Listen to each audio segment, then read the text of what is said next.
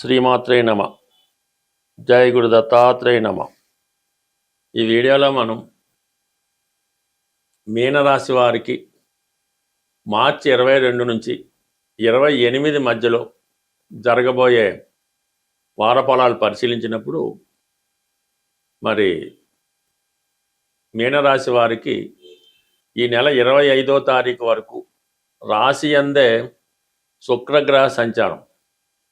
ఇది ఉచ్చస్థితిలో ఉంటూ మహాపురుష యోగంలో ఉండడం వల్ల జాతకుడు చాలా ధైర్యంగా తనలో ఉన్నటువంటి ప్రతిభని, టాలెంట్ని చాటి చెప్పే ప్రయత్నం జరుగుతుంది. ఎక్కువగా ఇది కళారంగం, సినిమా, టీవీ, మీడియా రంగంలో ఉన్న వాళ్ళకి చాలా మంచి గుర్తింపు రావడం జరుగుతుంది. ఏదైనా ఈ సమయంలో మీరు ఒక ఉద్యోగం కొరకు ప్రయత్నం చేసిన, ఒక క్రీడా రంగంలో ప్రవేశం కొరకు ప్రయత్నం చేసిన 100కి 100 పాళ్ళు మీకు విజయం లభించే అవకాశం ఉంది. ప్రధానంగా ఈ రాశిలో ఉన్నటువంటి స్త్రీలకి ఉద్యోగ అవకాశాలు లభించే అవకాశం ఉంది. లేదా మీరు స్వతంత్రంగా ఏదైనా ఒక వృత్తి ప్రారంభించాలనుకుంటే, ఒక డ్యాన్స్ స్కూలో, ఒక బ్యూటీ పార్లరో, ఒక టైలరింగో, స్త్రీలకు సంబంధించినటువంటి వృత్తుల్లో ఏదో ఒకటి స్థాపించే సందర్భంలో మీకు అది సక్సెస్ఫుల్గా జరిగే అవకాశం ఉంది. అలాగే మంచి గుర్తింపు కూడా రావడం జరుగుతుంది. అలాగే ఉద్యోగ ప్రయత్నాలు కూడా చాలా వరకు ఫలిస్తాయి. ఇక్కడ రవి, షష్టాధిపతిగా ఉన్నటువంటి రవి రాశి యందు సంచరించడం వల్ల మీకు ప్రభుత్వ పథకాలు ఏమైనా ఉంటే అనుకూలంగా వస్తాయి. ఏదైనా బ్యాంకు రుణం కోసం ప్రయత్నం చేస్తున్నా కూడా ఆ రుణ ప్రయత్నాలు ఫలిస్తాయి. ప్రధానంగా మీరు ఏదైనా ఒక రాజకీయ పదవి కోసమో, ఒక వారసత్వంగా వచ్చే ఒక దేవాలయానికి సంబంధించిందో, ఎండోమెంట్ సంబంధించిన వాటిలో ఉద్యోగం కొరకు ప్రయత్నం చేస్తున్నాం. మీ ప్రయత్నం చాలా వరకు నెరవేరే అవకాశం ఉంది. ఏదైనా ఉపాధి అవకాశాలు లభిస్తాయి. వివాహ ప్రయత్నాలు ఫలిస్తాయి.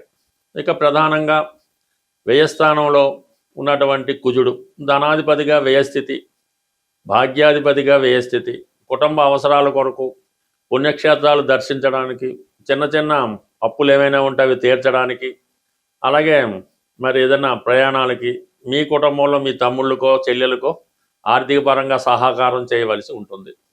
అలాగే బుధగ్రహం చతుర్థ సప్తమాధిపతిగా వ్యయస్థితి వల్ల గృహ అవసరాలకి, ఎలక్ట్రానిక్ వస్తువులకి, కంప్యూటర్లకి వెచ్చిస్తారు.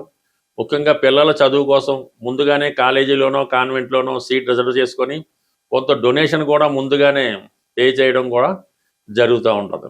అలాగే మీ కుటుంబంలో మీ తల్లిగారికో భర్త గారికో అనారోగ్య కారణాల వల్ల హాస్పిటల్ సందర్శించడం కానీ, వారికి ఏవైనా ప్రకృతి వైద్యం లాంటిది చేయించడం కానీ ఈ సందర్భంలో జరిగే అవకాశం ఉంటుంది.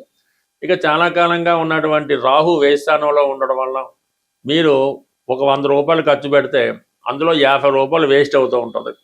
అది జాగ్రత్తగా గమనించవలసి ఉంటుంది. అక్కలేని వస్తువులు కొనడం కానీ, అక్కలేని వాని మీద ఇన్వెస్ట్మెంట్ చేయడం కానీ, ఇతరులను నమ్మి మోసపోవడం కానీ జరిగే అవకాశం ఉంది. కాబట్టి ఈ సమయంలో మీరు ఏదైనా ఒక స్థిరాస్తి కొన్నా, ఒక వాహనం అమ్మినా, కొన్నా, ఏదైనా ఆర్థిక విషయాల్లో జాగ్రత్తగా ఉండకపోతే ఎక్కువ శాతం నష్టపోవడం జరుగుతూ ఉంటుంది, మోసపోవడం జరుగుతూ ఉంటుంది. కాబట్టి ఆర్థిక విషయాల్లో జాగ్రత్తగా ఉండడం మంచిది.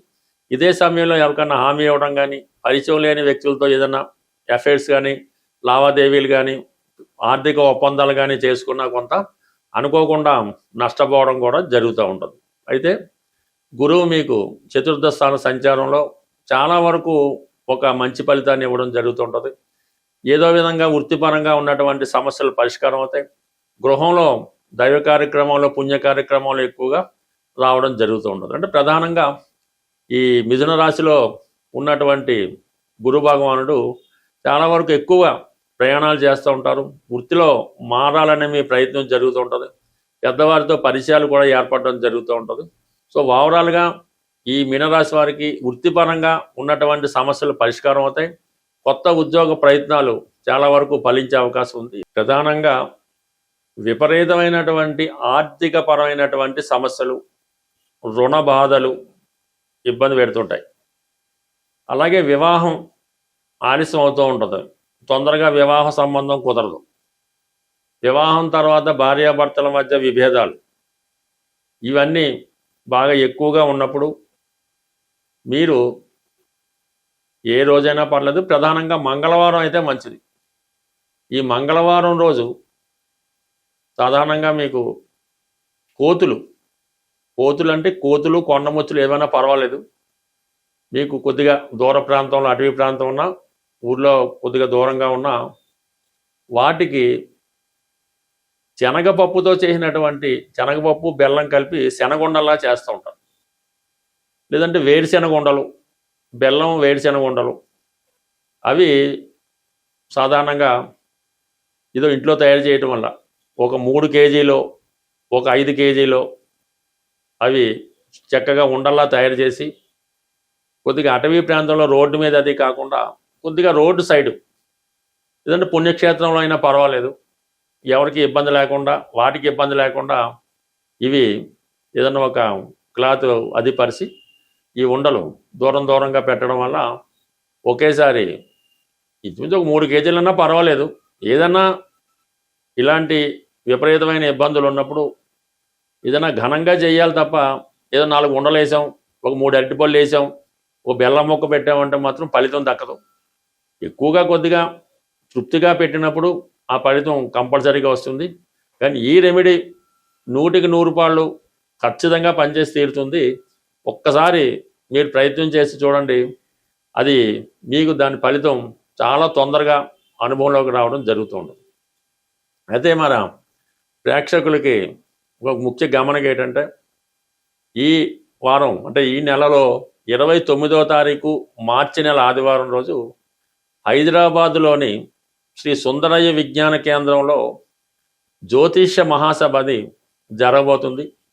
అందులో ప్రముఖమైనటువంటి పుస్తక రచయితలు, ఆస్ట్రాలజర్స్ అంటే వీళ్ళ పెద్దవాళ్ళు శ్రీ మల్లాది మణిగారు, అలాగే శ్రీ నానాజీ పట్నాయక్ గారు, తర్వాత శ్రీ బంగారాయ శర్మ గారు మొదలగు ప్రముఖులు ఈ సభలో పాల్గొని వారు జ్యోతిష్యం మీద మాత్రమే ప్రసంగించడం జరుగుతూ ఉంటుంది. మీకు ఏమైనా జ్యోతిషపరమైనటువంటి సందేహాలు ఉన్నా కూడా ఆ సమయంలో మీరు తీర్చుకునే అవకాశం ఉంటుంది. కాబట్టి వీలున్న వాళ్ళు ఆ సభకి, అంటే ఉదయం 9:30 నుంచి సాయంకాలం 5:30 మధ్యలో జరుగుతుంది. అన్ని సౌకర్యాలు, సదుపాయాలు వచ్చిన ప్రేక్షకులు ఉంటాయి. ఏ విధమైనటువంటి ప్రవేశ రుచుంగా ఏమీ ఉండదు. మీరు ఉచితంగానే ఈ సభకి విచ్చేసి జ్యోతిషపరంగా కొన్ని అమూల్యమైనటువంటి సలహాలు, సూచనలు తెలుసుకునే ప్రయత్నం చేయండి. ఆసక్తి ఉన్నవాళ్ళు ఈ స్క్రీన్ మీద నోట్ అవుతున్నటువంటి ఫోన్ నెంబర్కి ఫోన్ చేసి రిజిస్ట్రేషన్ చేసుకుంటే మరి మంచిది. అంటే మేము తగిన ఏర్పాట్లు చేసుకోవడానికి అవకాశంగా ఉంటుంది. కాబట్టి తప్పకుండా రిజిస్ట్రేషన్ చేసుకొని హాజరవుతారని ఆశిస్తూ స్వస్తి.